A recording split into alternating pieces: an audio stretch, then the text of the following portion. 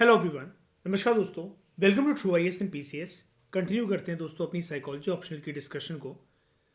Psychology and other disciplines के अंदर अब हम अगले डिसिप्लिन को देखते हैं कि कैसे वो साइकोलॉजी के साथ कनेक्टेड है। और इस लेक्चर में हम बात करने वाले हैं लॉ एंड क्रिमिनोलॉजी की। देखो, लॉ की फील्ड में आपको कौन देखने को मिलते हैं? जनरली लॉयर्स, वकील, एडवोकेट्स एंड जजेस। फिलहाल हम बात यहाँ पर लॉयर्स की कर रहे हैं। देखो, जब भी कोई घटना होती है, कोई केस अगर कोर्ट में जाता है, तो वहाँ पर कौन होता है? एक जिसके साथ गलत हुआ होता है और एक जिसने गलत करा होता है ना? एक अपराधी होता है और एक होता है विक्टिम, है ना? तो यहाँ पर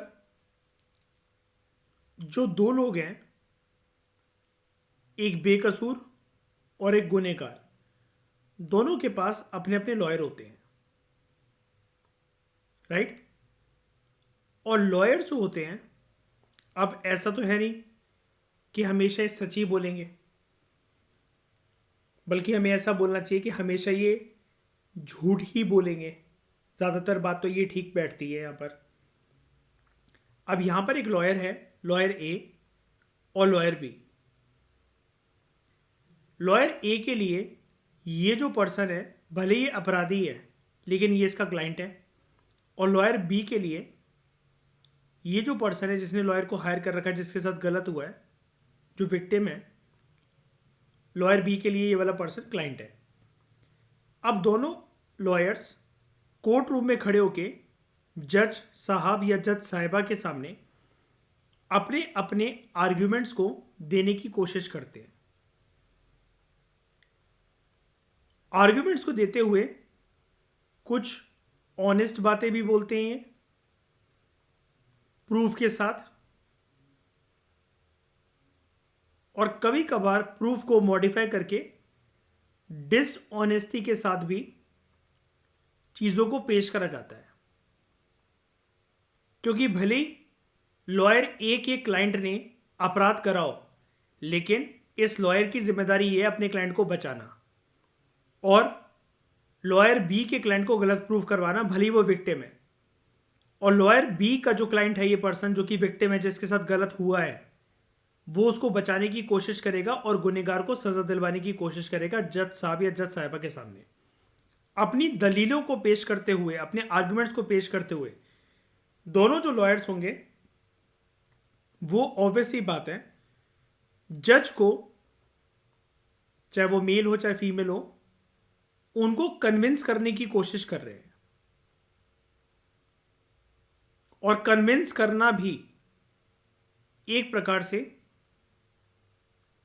ह्यूमन साइकोलॉजी के अंदर आता है। जो कन्विंस हो जाए और जो कन्विंस दूसरों को कर दे, ये सब साइकोलॉजी के डोमेन के अंतर्गत आता है। तो इस प्रकार से जो साइकोलॉजी की फील्ड है, आप समझ गए होंगे इस एग्जांपल से कि कैसे ये लॉ और क्रिमिनोलॉजी के साथ कनेक्टेड है। अब हम यहां पर पढ़ते हैं कि राइटर क्या कहना चाह रहे हैं। जो भी कोई एक स्किल्ड लॉयर होता है या होती है, स्किल्ड, और जो क्रिमिनोलॉजिस्ट होते हैं, यानी कि जो क्रिमिनल केसेस लड़ते हैं, उनको साइकोलॉजी की नॉलेज चाहिए पड़ती है। अच्छा, साइकोलॉजी की नॉलेज ऐसा नहीं कि उनको साइकोलॉजी की एनसीईआरटी पढ़नी है या फिर यूपीएससी में साइकोलॉजी ऑप्शनल का जो सिलेबस है उसको प्रिपेयर करना है। बेसिकली यहाँ पर राइटर के कहने का मतलब ये है, उनको ह्यूमन साइकोलॉजी की समझ होनी चाहिए। और उनके अंदर कौन सी क्वालिटी होनी चाहिए? Quality of presence of mind. आप क्योंकि लॉ की फील्ड में बीइंग अ लॉयर पहले से चीजों को प्रेडिक्ट करके और उसके साथ साथ चीजों को प्रिपेयर करके नहीं जा सकते कोर्ट रूम्स में। ऑन द स्पॉट सामने वाले लॉयर की जैसी आर्ग्यूमेंट्स निकल कर आई, उनको टैकल करने के लिए आपके पास इमीडिएटली एक काउंटर आर्ग्यूमेंट होनी चाहिए, जहां पे बीइंग अ लॉयर आप बिना जबान को लड़खड़ाए दलीलें पेश कर सको सामने वाले लॉयर को हराने के लिए और उसके क्लाइंट को हराने के लिए और अपने क्लाइंट को बचाने के लिए। तो साइकोलॉजी की नॉलेज कैसे काम आती है लॉ या क्रिमिनोलॉजी की फील्ड में, ये हमें कुछ सवालों को आंसर करने में मदद करती है। किस प्रकार के सवाल? कि कितने अच्छी तरीके से एक जो विटनेस है वो किसी भी घटनाक्रम को याद रख सकता है या रख सकती है। जैसे आपने देखा होगा अक्सर मूवीज के अंदर, अगर आप रियल कोर्ट रूम्स नहीं गए हो, कि लॉयर जो है वो सामने वाले लॉयर के क्लाइंट से काउंटर क्वेश्चन करते हैं कि हाँ भाई आप बताइए कि उस दिन क्या हुआ था, कितने बजे हुआ था, कैसे हुआ था। फिर चाहे वो एक सड़क पर हुई कोई लड़ाई झगड़े के बारे में बात हो रही हो या फिर किसी मर्डर के बारे में बात हो रही हो। दूसरा सवाल लॉ की फील्ड में ये उठता है, हाउ वेल कैन ही और शी रिपोर्ट सच फैक्ट्स। जो भी कोई पर्सन है, जो भी आई विटनेस है, वो कितने अच्छे तरीके से ऐसे फैक्ट्स को याद रख सकते हैं when they are taking the witness stand in the court. जब वो कटघरे में खड़े हुए हैं जज साहब के सामने, तो क्या उनकी कोई सिट्टी बिट्टी गुल तो नहीं हो गई है? क्या जैसे उनको चीज़ें याद थी अभी तक कोर्ट रूम में आने से पहले, जैसे वो चीज़ों को पेश कर रहे थे कि हाँ भाई मैं इसकी गवाही दे दूंगा, मैं इसकी तरफ से बोल दूंगा, ये वाली घटना मेरे सामने हुई थी तो मैं आपके क्लाइंट को इंसाफ दिलवाऊंगा। लेकिन कोर्ट रूम में आके वो भूल गए, जबान उनकी लड़खड़ाने लगी, जज को ऐसा लग रहा है कि भाई इनको तो प्रेशर में बुलवाया जा रहा है, ज़बरदस्ती बोलने को कहा जा रहा है। और कौन कौन से ऐसे फैक्टर हैं जो कि ज्यूरी यानी कि जज की जो बेंच होगी, एक जज या नंबर ऑफ जजेस की जो बेंच जो भी डिसीजन लेने वाली होगी एक केस के ऊपर, वो जजेस डिसीजन लेने वाले होंगे, तो उनके डिसीजन को इन्फ्लुएंस करने के पीछे कौन कौन से फैक्टर्स होते हैं। ठीक है, कौन कौन से ऐसे साइन हैं जिससे हमें पता लगता है कि कौन झूठ बोल रहा है कटघरे में खड़े होकर जज साहब के सामने, जज साहिबा के सामने, और कौन गिल्टी है। ठीक है, तो यहां पर ह्यूमन साइकोलॉजी की एक बहुत अहम भूमिका होती है। इसके अलावा कुछ सवाल ये भी उठते हैं कि कौन कौन से जो फैक्टर्स हैं हम उनको इंपॉर्टेंट माने in holding a culprit responsible for his और हर एक्शन। एक गुनहगार को सजा मिल सके इसके लिए कौन कौन से फैक्टर जो है वो हमें कंसिडरेशन में रखने पड़ेंगे, कौन कौन से फैक्टर्स इंपॉर्टेंट होते हैं, किस प्रकार की और किस हद तक की पनिशमेंट अगर एक पर्सन दोषी जो है वो साबित हो गया या हो गई है जज साहब या जज साहिबा के सामने, तो उसको किस हद तक, कितने टाइम ड्यूरेशन की और किस प्रकार की पनिशमेंट मिलेगी अपने क्रिमिनल एक्ट के लिए। तो साइकोलॉजिस्ट जो हैं वो इस प्रकार के क्वेश्चंस को आंसर करने में बड़ी दिलचस्पी निभाते हैं। तो आजकल के समय में क्या है, नंबर ऑफ साइकोलॉजिस्ट जो हैं they are involve in research on such issues. ठीक है, and the answers to which would help the legal system of a country in future. जैसे साइकोलॉजिस्ट का एक तर्क ये भी रहता है आजकल कि जो जजेस होते हैं किसी भी कंट्री के अंदर, वो किसी भी पर्सन को उसके गुनाहों की सजा देते हैं और उनमें से एक सजा होती है फांसी की सजा देना, which is known as capital punishment.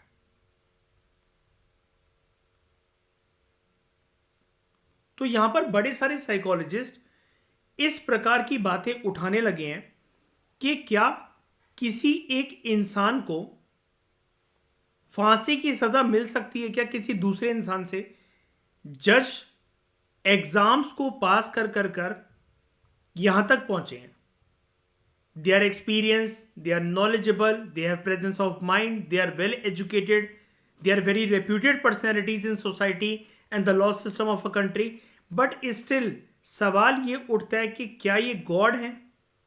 क्योंकि अगर हमें इस दुनिया में भगवान ने भेजा था तो वापस बुलाने का अधिकार भी भगवान को ही है। जस्ट बिकॉज एक कंट्री के अंदर एक लेजिस्लेटिव, एग्जीक्यूटिव और जुडिशियल सिस्टम काम कर रहा है, कॉन्स्टिट्यूशन के अकॉर्डिंग सब कुछ चल रहा है, और पर्सन हो सकता है कि विक्टिम हो लेकिन वो अपने केस को प्रूव ना कर पाया हो, तो उसको ही गिल्टी बना दिया गया हो, उसको ही कल्प्रिट बना दिया गया हो। और उसको फिर फांसी की सजा होने जा रही हो, वो अपने आप को प्रूव नहीं कर पाया या फिर नहीं कर पाई, और केस उल्टा पलट गया, और जिसको फांसी की सजा होनी चाहिए थी वो बाइज्जत बरी हो गया, और जिसको इंसाफ मिलना चाहिए था उसको फांसी की सजा मिल गई।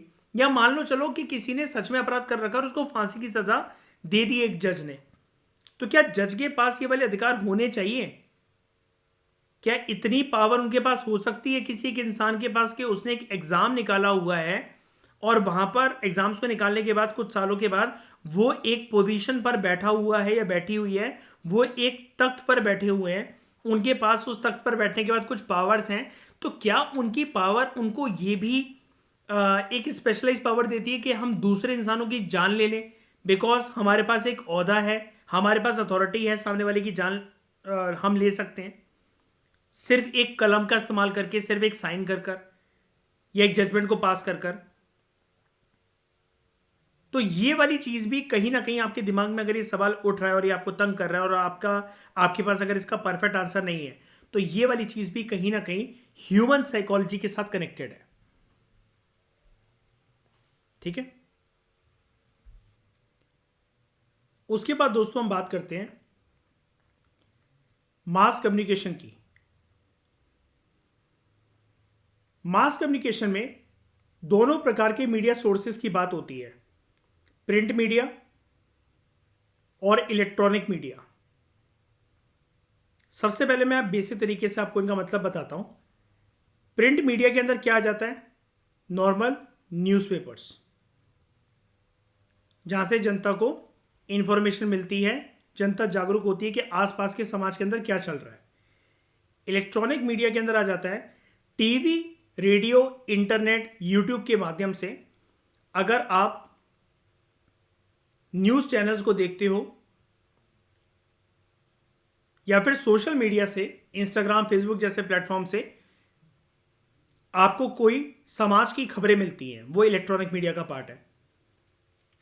और आप जानते हो ये वाली चीज मेरे को बताने की आवश्यकता नहीं है कि अगर मास कम्युनिकेशन की बात हो रही तो मास कम्युनिकेशन किस प्रकार से और किस हद तक ह्यूमन साइकोलॉजी को इन्फ्लुएंस करने में अपनी एक अहम भूमिका निभाती है।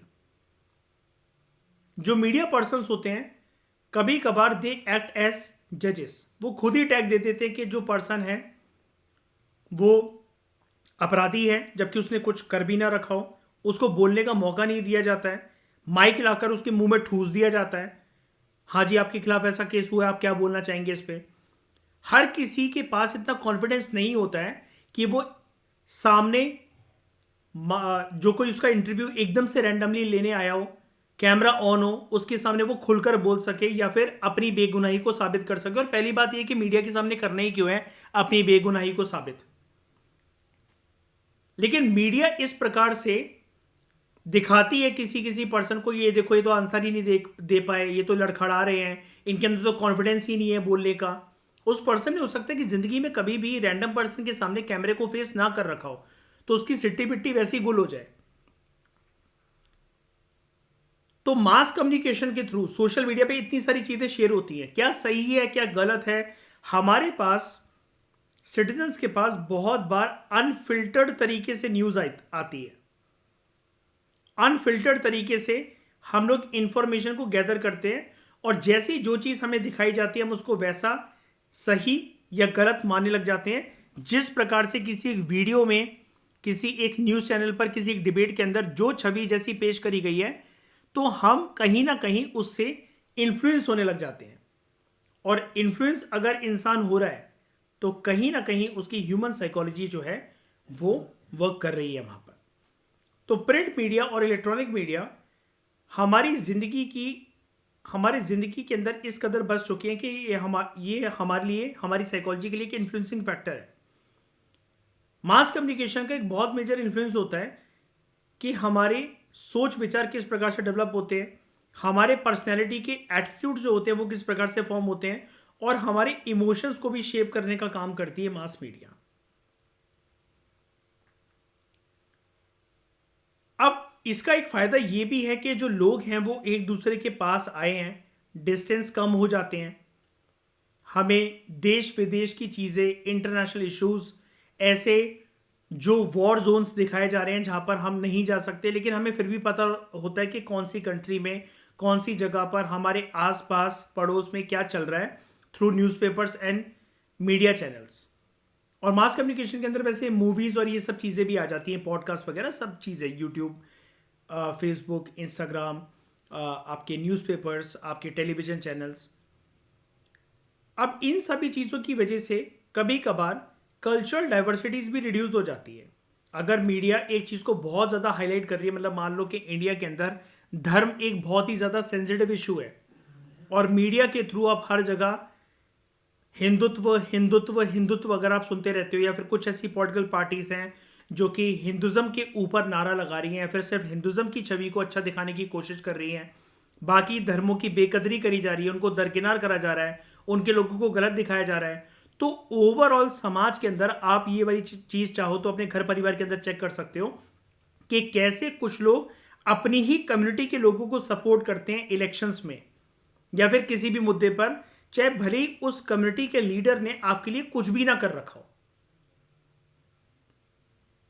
तो मीडिया का जो इंपैक्ट होता है, सबसे बड़ा इंपैक्ट ये निकलता है मीडिया का कि हमारे एटीट्यूड जो होते हैं वो कैसे फॉर्म होते हैं। स्पेशली बच्चे तो बेचारे गीली मिट्टी होते हैं, उनको तो सही और गलत की परख नहीं होती है, लेकिन अगर अनफिल्टर्ड इंफॉर्मेशन उनके पास अगर पहुंचती है तो उसकी वजह से बच्चों के एटीट्यूड्स यानी कि उनके बिलीफ, उनके थिंकिंग पैटर्न, उनके वैल्यूज के अंदर एक बहुत मेजर परिवर्तन आ सकता है मास कम्युनिकेशन की वजह से, मास मीडिया की वजह से।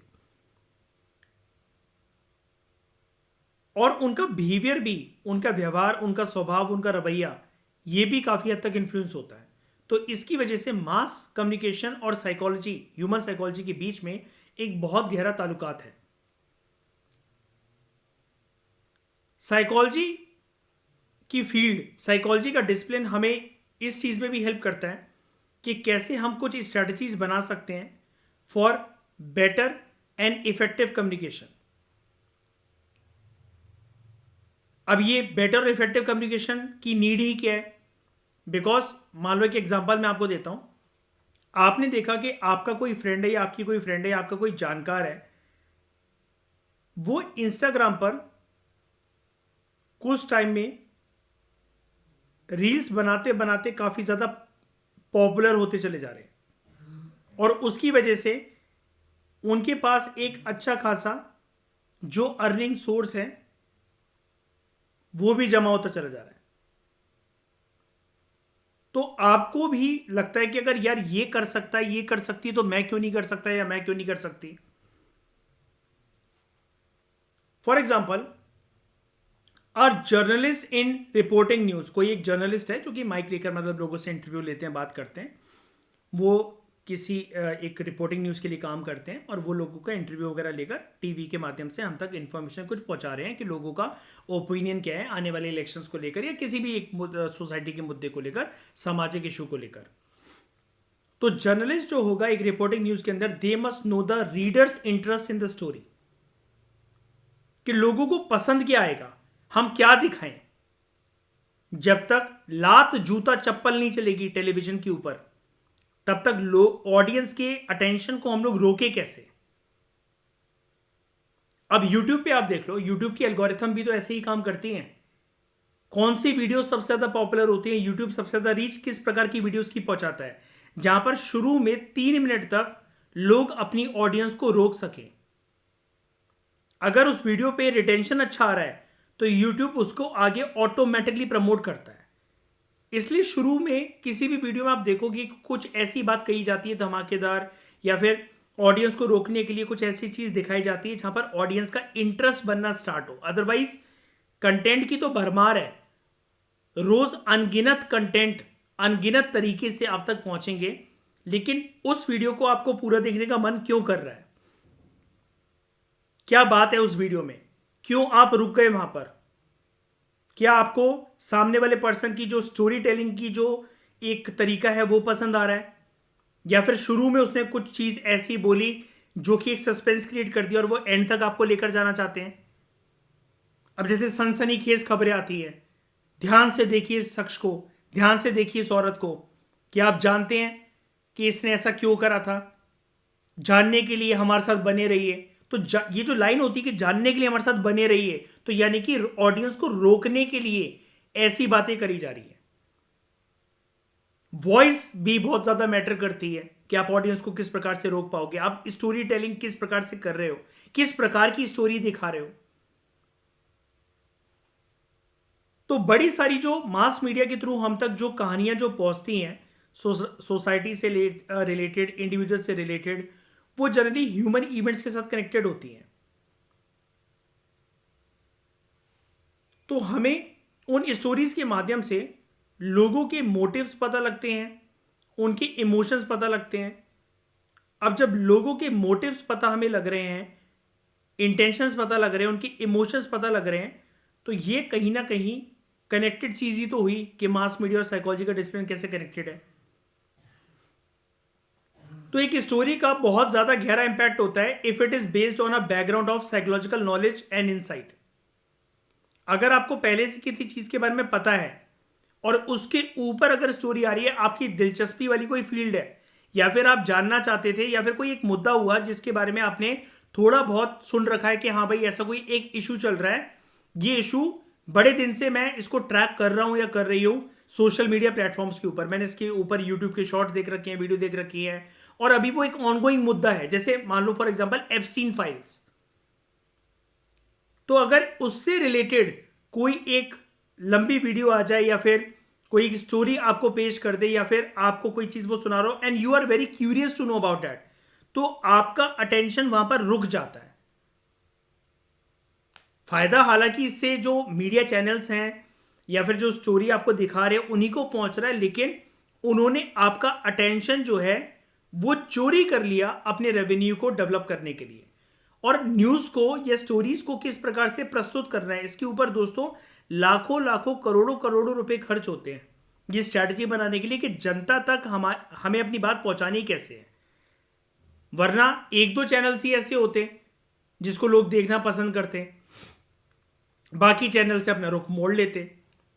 लेकिन हर प्रकार की जो ऑडियंस होती है वो अलग अलग कैटेगरीज के चैनल्स को देखना पसंद करती है, क्योंकि उनमें वहां पर लोगों को जो स्टोरी टेलर होता है, जो एंकर होता है, उसकी बात समझ में आ रही होती है, उससे वो कनेक्ट फील कर पा रहे होते हैं, या उसकी बातें ज्यादा अच्छी लगती है बताने का तरीका। तो इस प्रकार से मास कम्युनिकेशन और साइकोलॉजी का डिसिप्लिन कनेक्टेड है। फिर दोस्तों बात होती है म्यूजिक और फाइन आर्ट्स की।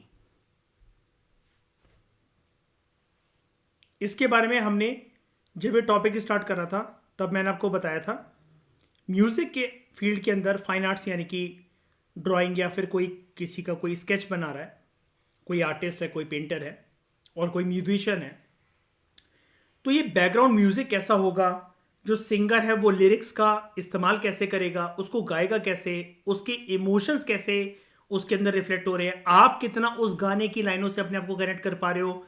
आपकी लाइफ के अंदर अभी कुछ मान लो एक फेज चल रहा है, आप किसी की याद में तड़प रहे हो, तो क्या आप डिस्को वाले गाना सुनना पसंद करोगे अपने मूड को रिफ्रेश करने के लिए, या फिर आपको अरिजीत सिंह टाइप गाने पसंद आएंगे। आप अगर आर्टिस्ट लवर हो तो आपका अटेंशन किसी के आर्ट वर्क पर ठहर जाता है क्या, थम जाता है क्या, क्या आप उस चीज से कुछ कनेक्ट कर पा रहे हो, क्या आपको उस आर्ट वर्क के अंदर कोई एक मैसेज नजर आ रहा है क्या। यहां पर भी ह्यूमन साइकोलॉजी कहीं ना कहीं कनेक्टेड होती है। तो म्यूजिक और साइकोलॉजी जो है वो उनकी कन्वर्जेंस, उनका मतलब एक साथ आना। कन्वर्जेंस का मतलब होता है जैसे आप यहां से कोई चीज लेकर आए, वहां से कोई चीज लेकर आए, और इनका एक कॉमन पॉइंट पर मिलन होता है, इसको हम कन्वर्जेंस कहते हैं। तो म्यूजिक और साइकोलॉजी की फील्ड आपस में कन्वर्ज करती हैं बड़े सारे एरियाज के अंदर। साइंटिस्ट जो है वो भी म्यूजिक्स को, बहुत सारे टोन्स को, जैसे आप सुनते होंगे कि इतने एक हार्ट हर्ट्स का इतना म्यूजिक होता है, या फिर इतने बीट्स की कोई साउंड है, कोई मधुर ध्वनि है, कोई मेडिटेशन म्यूजिक है। तो वो साइंटिस्ट भी कभी कभार कुछ कुछ म्यूजिकल टोन्स को, रिदम्स को यूज करते हैं अपनी वर्क परफॉर्मेंस को इंप्रूव करने के लिए। अब इस बात को डिनाई नहीं करा जा सकता है कि लोग म्यूजिक को सुनना इसलिए पसंद करते हैं क्योंकि म्यूजिक कहीं ना कहीं उनके इमोशंस को प्रवोक करता है। आपका जिस प्रकार का मूड है, आप उस प्रकार की प्लेलिस्ट अपनी बनाते हो फोन में गानों की, और उस प्रकार के गाने आप सुनना पसंद करते हो। आप प्यार में हो तो आप अलग प्रकार से गाने सुनोगे, आप दुख दर्द में हो तो आप अलग प्रकार से गाने सुनोगे, आपका मूड जॉली है तो आप अलग प्रकार से गाने सुनोगे, आप किसी लॉन्ग ड्राइव पर जा रहे हो, फैमिली के साथ जा रहे हो, अपने लव्ड वन के साथ जा रहे हो, तो अलग अलग जो ओकेशंस होती हैं उस पर अलग अलग प्रकार के म्यूजिक का हम इस्तेमाल करते हैं, है ना। आप अपनी लवर को संगीत सुना रहे हो, गाना सुना रहे हो, वहां से वो आपको गाना सुना रही है, तो यहां पर भी एक इमोशंस की बात आ जाती है। तो म्यूजिक बने ही इसलिए होते हैं ताकि ह्यूमन इमोशंस प्रोवोक हो सके, ठीक है। तो यहां पर बहुत सारी स्टडीज कैरी आउट करी जाती हैं और यहां पर भी साइकोलॉजिस्ट की एक अहम भूमिका होती है कि बेसिकली ट्रेंड क्या चल रहा है। आप सोसाइटल इशू पे कोई म्यूजिक बनाना चाहते हो, भगवान का गीत संगीत बनाना चाहते हो, तो अलग अलग प्रकार के म्यूजिक इसलिए बनते रहते हैं क्योंकि ऑडियंस के टेस्ट एंड प्रेफरेंसेस अलग अलग प्रकार की होती है। अब भारत के अंदर जो म्यूजिशियंस हैं, ठीक है, रिसेंटली उन्होंने एक्सपेरिमेंट करना स्टार्ट करा है जिसको वो कहते हैं म्यूजिक थेरेपी, ठीक है। तो ये क्या करते हैं, ये अलग अलग राग का इस्तेमाल करते हैं, ठीक है, ताकि कुछ कुछ फिजिकल एलिमेंट से पेशेंट को रिकवर करा जा सके। अब आप सोच के देखो कि म्यूजिक आजकल यूज होता है लोगों की बीमारियों को ठीक करने के लिए भी,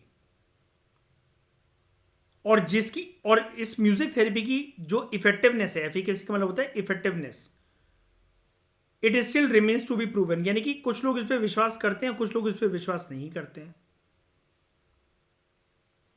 अब आपका दिन बहुत बेकार गया है या फिर आपके साथ कुछ कलेश चल रही है, आपका बेकार फेस चल रहा है, तो कुछ लोगों का ये मानना रहता है आप भगवान की तरफ, भगवान की भक्ति की तरफ, भजन कीर्तन की तरफ, हनुमान चालीसा को यूट्यूब से आप सुनो, आप शिव तांडव श्रोतम सुनो, आप दुर्गा चालीसा सुनो, आप काली चालीसा सुनो, तो वो जो चीज़ है वो आप पे पॉजिटिविटी लेकर आएगी।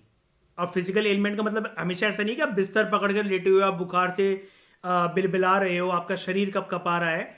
आपको कोई भी दुख तकलीफ है तो कौन बाहर निकाल सकता है आपको उससे? ईश्वर, परमात्मा। नाम उसके अलग अलग हो सकते हैं, रूप उसके अलग अलग हो सकते हैं। किसी के लिए वो भोलेनाथ है, किसी के लिए वो पार्वती है, किसी के लिए वो जीसस क्राइस्ट है, किसी के लिए वो अल्लाह है, किसी के लिए वो वाहिगुरु है, किसी के लिए वो एक परम शक्ति परमात्मा ज्योति बिंदु स्वरूप है। तो यहां पर अब जैसे मतलब मान लो आपको रात को डर लग रहा है, ठीक है, घर में कोई है नहीं और आपको डर लग रहा है कि भाई आपको एक परछाई सी फील हो रही है और आप थोड़ा सा शिवर कर रहे हो, आपको नींद नहीं आ रही बेचैनी में, तो उस टाइम पर आप क्या सुनना पसंद करोगे? हनुमान चालीसा, ना कि आप हनी सिंह के गाने चलाओगे, ऑब्वियस सी बात है। तो यहां पर इसलिए लिखा हुआ है कि म्यूजिक थेरेपी क्या सच में लोगों की फिजिकल एलिमेंट्स को ठीक कर पाती है कि नहीं कर पाती है, ये अभी भी प्रूव होना बाकी, इसलिए क्योंकि वो लोगों के विश्वास के ऊपर है बात। आप लोग यार प्यार में, दुख में, दर्द में, मोहब्बत में, भजन कीर्तन में, भक्ति में गाने सुन रहे हैं, तो वो कहीं ना कहीं उससे कनेक्ट कर पा रहे हैं, उनका मूड उस प्रकार से उस टोन के साथ, उस लिरिक्स के साथ वो मैच कर रहा होता है, इसलिए लोगों को फॉर द टाइम बिंग वो चीज़ सुनना अच्छी लगती है। अब कुछ लोग कम ड्यूरेशन के लिए सुनते हैं, कुछ लोग बहुत ज़्यादा ड्यूरेशन के लिए सुनते हैं, वो डिपेंड करता है कि उनका मूड कैसा है, ठीक है। तो इस प्रकार से म्यूजिक और फाइन आर्ट्स, अब यहाँ पर फाइन आर्ट्स की ज़्यादा इन्होंने बात करी, बिल्कुल ही बात नहीं करी इस पैराग्राफ के अंदर। फाइन आर्ट्स यानी कि आप इसको भी कनेक्ट कर सकते हो कि कोई पेंटर है या किसी पर्सन ने कोई ड्राइंग बना रखी है, कोई स्केच बना रखा है, वो आर्टिस्ट है, तो उनकी ड्राइंग के अंदर आपको क्या नजर आ रहा है, उनके स्केच के अंदर आपको क्या नजर आ रहा है? अब लोग तो, मैंने आपको बताया था कि 3-3 लकीरों वाली जो पेंटिंग्स होती हैं उसको भी खरीद लेते हैं करोड़ों करोड़ों रुपए में। अब आपके लिए वो नॉनसेंस हो सकती है, लेकिन किसी को वो किसी और तरीके से समझ में आ रही हो, वो स्केच, वो ड्राइंग, वो पेंटिंग पेंटर के द्वारा बनाई गई। आप हो सकता है कि खुद खुद पेंट करना या ड्रॉ करना या स्केच बनाना आप पसंद करते हो, और आपका स्केच या ड्राइंग में अलग अलग हो सकता है कि एक जॉनरा हो,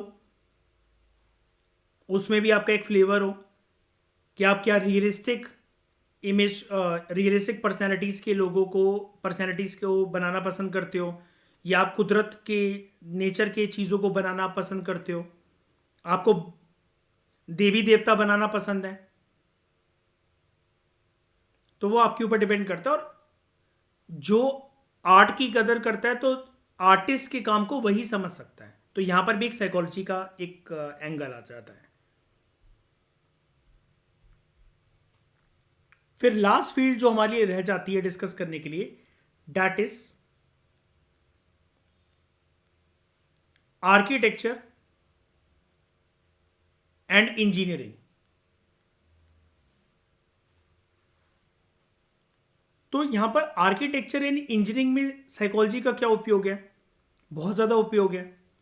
आप जिस प्रकार से घर को डिज़ाइन करते हो, आप इंटीरियर डेकोरेशन करना चाहते हो अपने घर की, बाहर से आप जैसा अपने घर को दिखाना चाहते हो, आपका एक ड्रीम हाउस है, ठीक है, या फिर कल को आप चाहते हो कि आपके घर में ये वाली चीज़ें ऐड ऑन हो, आपने कहीं पर उसको देखा था किसी एक वीडियो में, इंस्टाग्राम की रील पर, यूट्यूब के शॉर्ट्स पर, किसी के घर जाकर, तो आपको लगा हो कि हम भी अपने घर का मंदिर ऐसे ही बनवाएंगे, या मुझे पसंद है कि हमारे घर का मंदिर ऐसा हो। तो एट फर्स्ट लुक जो रिलेशनशिप होता है बिटवीन साइकोलॉजी एंड आर्किटेक्चर, या relationship between psychology and engineering, ये हो सकता है कि आपके लिए एक बेतुकी बात हो कि ये क्या फालतू की बात है, ये तो इम्प्रोबेबल सी चीज़ है, लेकिन एक्चुअली ऐसा नहीं है। अगर आप किसी भी एक आर्किटेक्ट से पूछोगे तो ही और शी मस्ट सेटिस्फाई हिज और हर क्लाइंट्स, कि उनको एक ऐसा मेंटल और फिजिकल स्पेस एक आर्किटेक्ट, एक इंजीनियर प्रोवाइड करे, ठीक है, अपने डिज़ाइन के माध्यम से ऐसा डिज़ाइन पेश करें कि हाँ भाई, क्लाइंट बोले कि ये घर सच में एस्थेटिकली बहुत ज़्यादा सेटिस्फैक्ट्री लग रहा है, हमें ऐसे ही घर की मनोकामना कर रहे थे, यही चाह रहे थे हम।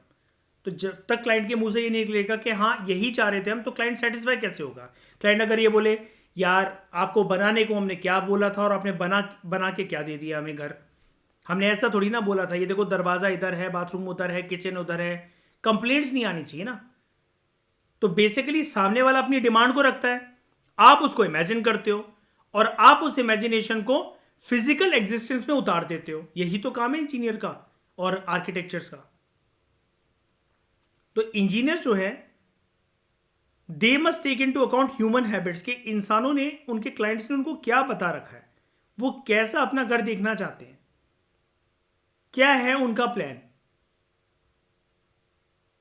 ठीक है, उस हिसाब से वो काम करते हैं। तो अब जैसे रोड वर्क कहीं पर हो रहा है, मतलब सरकार मतलब कुछ फिजिकल इंफ्रास्ट्रक्चर डेवलप कर रही है पब्लिक के लिए, तो वहां पर किस चीज का ध्यान रखा जाएगा? वहां पर सेफ्टी का ध्यान रखा जाएगा। तो इंजीनियर्स और आर्किटेक्ट्स को ये बोला जाएगा कि यार ये देख लेना कि फुटपाथ ऐसी बने कि गाड़ी इस पर चढ़ना जाए एकदम से, स्पीड ब्रेकर का ध्यान रखना। तो वहां पर ये जो सेफ्टी वाली जो चीज है, इसको मद्देनजर रखते हुए इंजीनियर्स अपना काम करते हैं सड़कों पर, हाईवेज पर।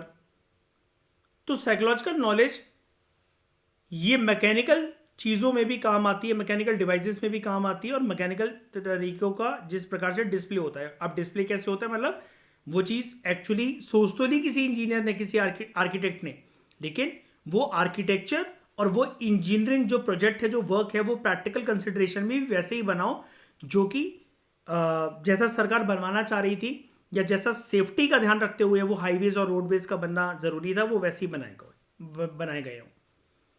तो अगर हम इन सब चीज़ों को वाइंड अप करें तो हमें ये सीखने को मिलेगा कि साइकोलॉजी जो है, it is located at the intersection of many fields of knowledge, जो कि ह्यूमन फंक्शनिंग के साथ इंपॉर्टेंट है, क्योंकि हर जगह पर इंसान काम कर रहे हैं, और इंसान काम कर रहे हैं तो उनकी ह्यूमन साइकोलॉजी के बारे में तो बात होगी होगी।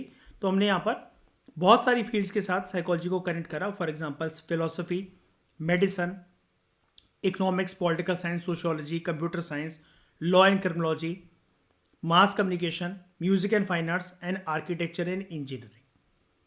तो ये टॉपिक दोस्तों आपका अच्छी तरीके से कंप्लीट हो गया है, साइकोलॉजी एंड अदर डिसिप्लिन्स। अगले लेक्चर के अंदर हम बात करेंगे साइकोलॉजिस्ट एट वर्क के टॉपिक के बारे में। Thank you very much for discussion.